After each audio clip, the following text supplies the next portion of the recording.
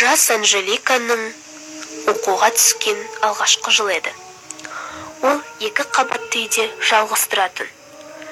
Бірде үйде ыдыс жуып жатып, соққан телефон дыбысын естиді. Телефонда досы Питердің нөмірі еді. Қыз тұтқан алып, Питермен көп уақыт сөйлеседі.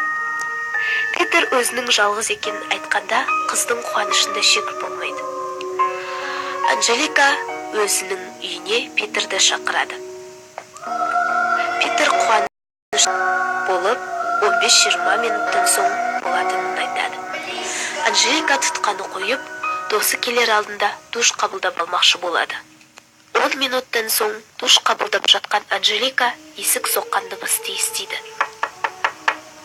Шуын бөлмеден басын шығарып, есіктің ашық екенін айтады. Бірнеше минуттан соң жаңағы дауыс қайта естіледі. Қыз қайтадан есік ашық тұр, кірсеңші деген дауыстарды жарқын шығарады. Сол сәтте оның телефонына біреу соғып жатты. Ол Питер болады.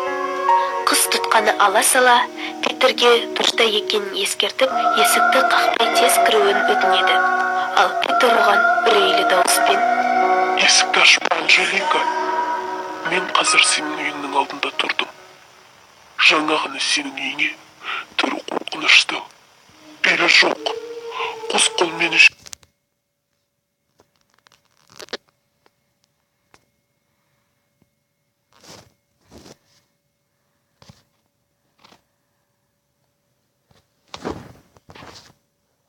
жүретін бір құбыжық тектес адам кіріп кетті.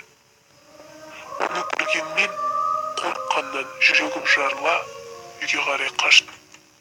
Есікті ашпа, өтінемін." Питердің телефонынан шыққан үрейлі дауысы Анжеликаны қорықпасқа қалдырмады.